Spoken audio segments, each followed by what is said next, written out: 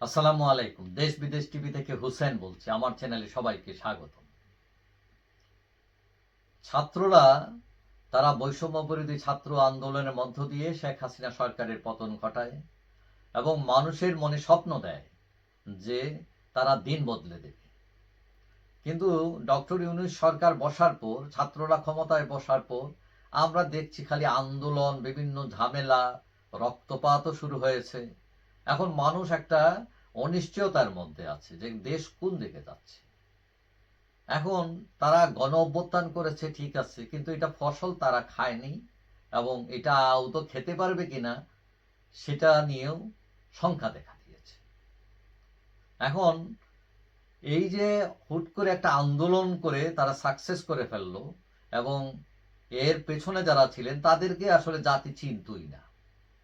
কে নাহিদ ইসলাম, কে মাহফুজ আলম, কে আসিফ মাহমুদ, হাসনাত আবদুল্লাহ, সার্জিস আলম, এগুলো কি 5 আগস্টের 5 দিন বা 10 দিন বা 1 মাস আগে কেউ চিনতো? এদেরকে চিনত না। হঠাৎ করে তারাও খ্যাতি পেয়ে গেলেন।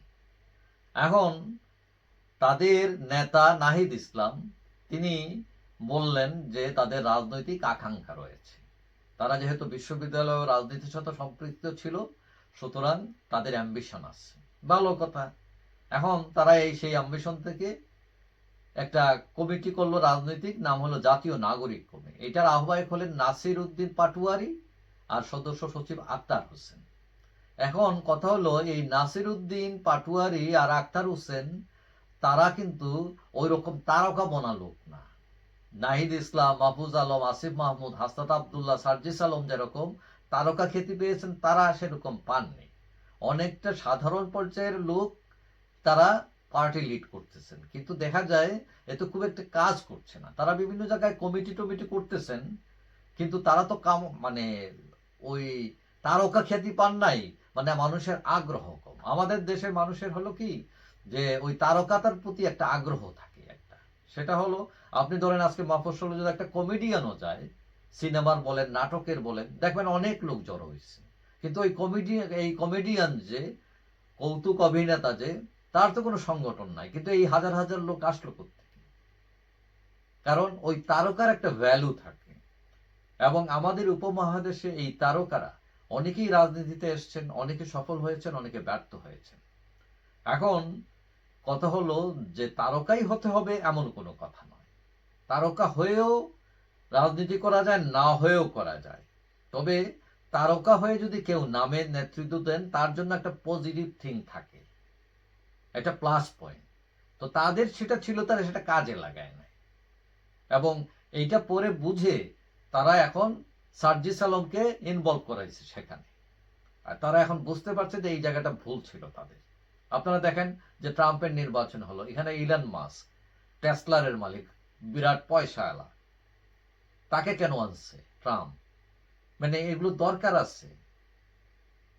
এখন তারা তারকা ছাড়া নাগরিক কমিটি করছে, ওইদিকে আবার আরেকটা বৈষম্য বিরোধী ছাত্র সমাজ এখন বলতেছে তারা আরেকটা করবে সংগঠন। এখন মানুষ নাই 5 জন, সংগঠন করতেছে 6টা। তো এগুলো কি কোনো কাজ হবে? এগুলো কোনো প্রত্যাশা পূরণ হবে?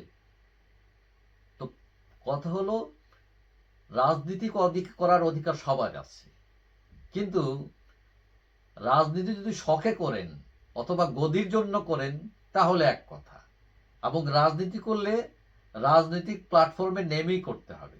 এখন আপনারা ওই গাছেরটাও খাইবেন, তলারটাও খাতে চাইবেন, সরকারেও থাকবেন, বৈষম্য বিরোধী সমাজের আন্দোলন, আরেকটা নাগরিক, আরেকটা নতুন দল, এইগুলো বাদ দেন। কথা হলো যেটাই করেন মানে বোল্ড অ্যান্ড বিউটিফুল হয়ে যান। যেটাই করেন ভালো করে করেন, সবাই মিলে করেন, ডু অর ডাই ভঙ্গিতে করেন। মানে আমাকে করতেই হয়, অ্যাচিভ করতেই হবে। এখন আপনারা যেটা করতেছেন, এই দিকে কতক্ষণ দৌড়াচ্ছেন, ওই দিকে দৌড়াচ্ছেন, ফলে কি হচ্ছে, আমও যাইতেছে, ছালাও যাইতেছে। এবং অলরেডি আপনারা এগুলোতে অনেক ভুল করে ফেলছেন। এখন আপনারা কোন রকম নাক ভাসাই আসছেন বলা যায়। এখন একবার চিন্তা করেন, আওয়ামী লীগ যদি ফিরে আসে, আপনারা কি আর বাঁচতে পারবেন? এখন সময় আছে এখনো যে আপনাকে উঠে দাঁড়ান। মেধাবী হলেই সবকিছু করে ফেলবেন এমন না। মেধাবী আমাদের দেশে ডক্টর কামাল হোসেন, উনার মেধা কি কম? কিন্তু উনার দল কোথায়?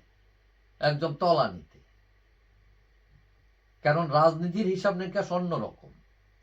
এখানে মেধাবীও লাগে, এখানে কৌশল লাগে, বুদ্ধিমত্তা লাগে, শক্তি লাগে, উদ্যম লাগে, সততা লাগে, অনেক কিছুই লাগে। তবে আপনারা পারবেন না তা না।